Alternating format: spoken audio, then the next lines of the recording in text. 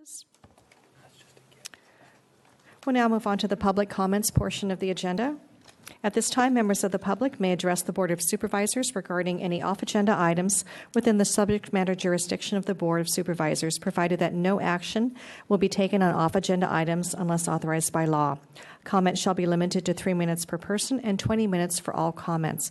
Madam Clerk, do we have any requests to speak? We have 7 speakers. Okay, if you'll call the first speaker, please. The first speaker is Frank Woodard.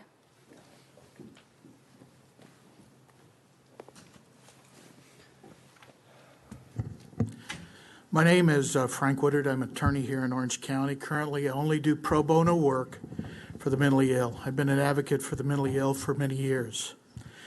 My motivation is not altruistic. My youngest son is seriously mentally ill, living with schizophrenia, chronic paranoid type, which is why I became an advocate for the mentally ill. And I presented in front of the board a few times.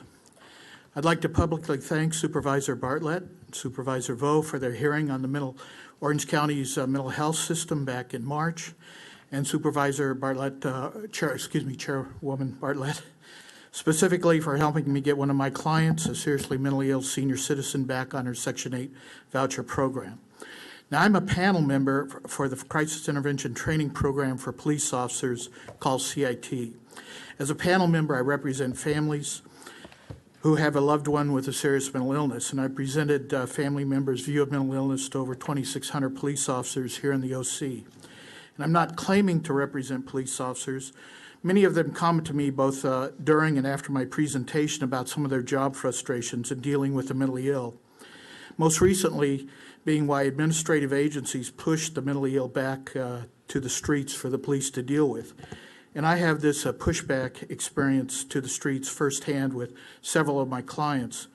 For example, recently, one of my clients living with bipolar disorder, impacting his cognitive abilities, a bullet through his brain impacting his short-term memory, a massive amount of physical disabilities, including an amputated foot, hip replacement, and quad bypass. A Vietnam-era veteran rescued from the streets of Long Beach by the VA back in 2010, received a Section 8 termination notice because of an unauthorized person living with him, specifically his in-home service, supportive service, authorized live-in aid. He requires round-the-clock care. Now, I'm not here to criticize the Orange County Housing Authority. We requested a hearing. I knew Councilor Guzman. She gave me a call, and the issue was quickly resolved. While my example is anecdotal, the reason I'm bringing it to your attention is a much broader issue. Many of those living with serious mental illness, because of their cognitive declines, cognitive issues, paranoid feelings, will not challenge our administrative agency's actions. They will simply fade back into the homeless population, decompensate, fancy word for not take their medication, wind up a police problem. As a society, we don't demand blind people see, paralyzed people walk, or deaf people hear, but we do demand people with cognitive impairment to think in a logical and rational way, something that many can't do.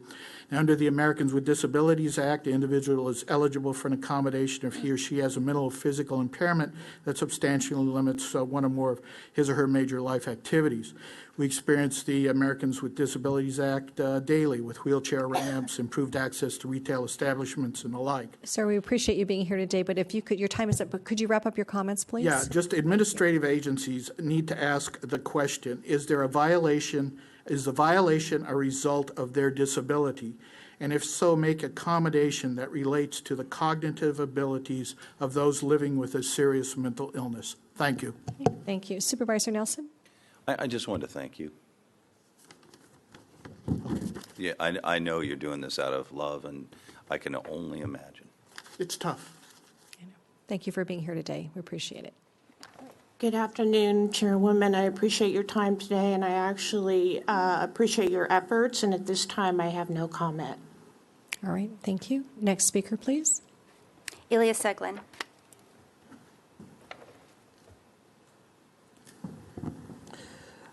Honorable Chair Lady Bartlett and the Board of Supervisors, my name is Ilya Tseglin.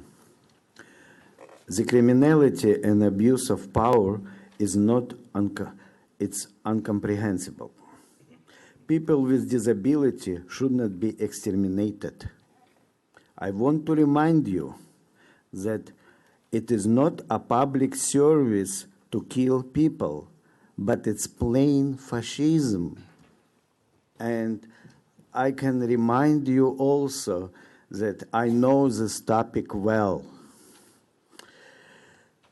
The equilibrium formed for years where such corrupted, despicable czar of the county as executive director of Orange County Regional Center rules the county and all public offices, his power of shadow of corruption and government organized crime should be stopped.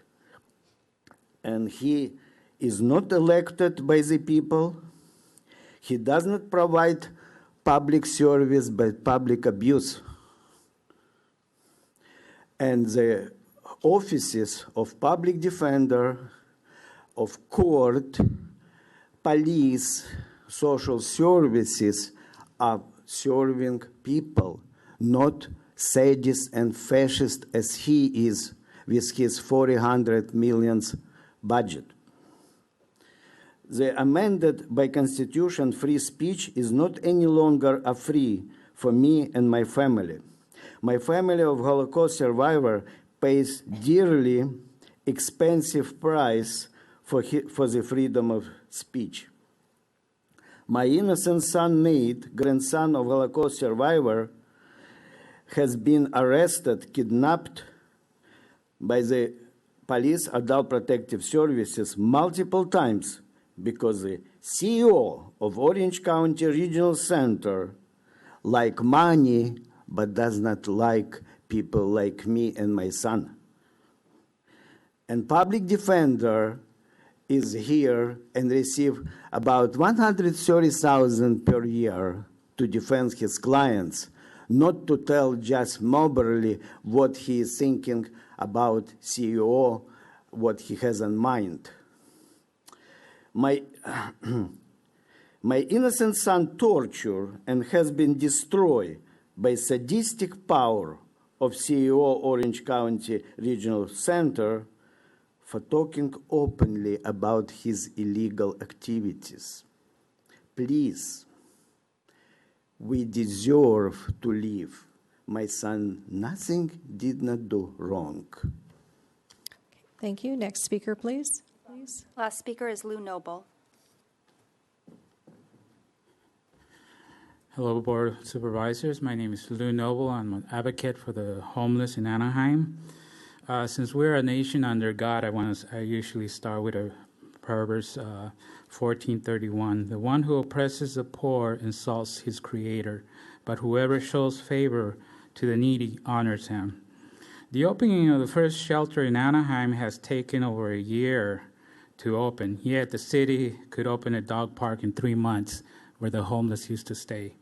Now we're asking the city for emergency safe zones, city lots that are growing weeds and just sitting there while the homeless are scattered all over the city, homeless without restrooms or showers to go to, a place to leave their safe belongings without having them confiscated. Mainly, some of them have prescription drugs that have been confiscated time and time again.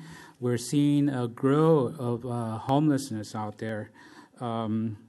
Emergency safe zones are like refugee camps that are temporary while people are transitioning to getting back on their feet and or waiting for the shelter that's not going to be open until next year sometime, and it's not going to be enough.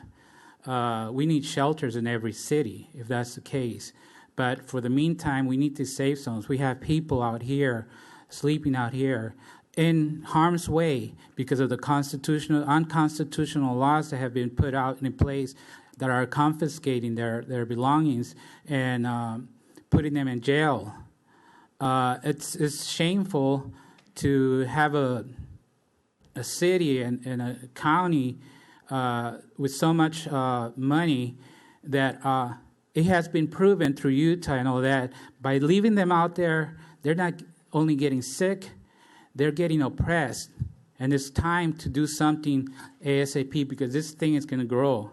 And if we don't do something right away, and I'm fighting for it, And I'm just asking, somehow to open some safe zones. And I try to give a while back a video of what's going on out there in Utah and San Antonio, which is homes first.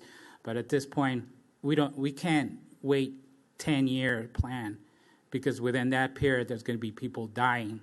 Mr. Doe, you weren't out there at the homeless meeting that they had to end homeless with HOT. A lot of this money that's been given to Orange County from HOT has been going to nonprofits, which is not doing anything. It's not doing any dents. It's just getting to the point where homeless can't even afford to go to one of those shelters because they charge them $400 to $500 in a room with 3 or 4 people. So they rather just go for 1 week to a hotel, which they pay $300 or $400, than to be in a room with 3 or 4 people. And I mean, I ask if any one of us would be homeless for 1 or 2 Thank days. you for your we would comments. realize that. Sir, your time is up. Thank you for your comments. Any additional speakers? Not under public comments. Okay, that closes our public comments. We'll now move on to CEO comments. All right, board comments. Supervisor Doe. Supervisor Nelson. Supervisor Spitzer. None, thank you. Vice Chair Steele. Okay, great. Thank you. At this point, we will recess into closed session. Thank you.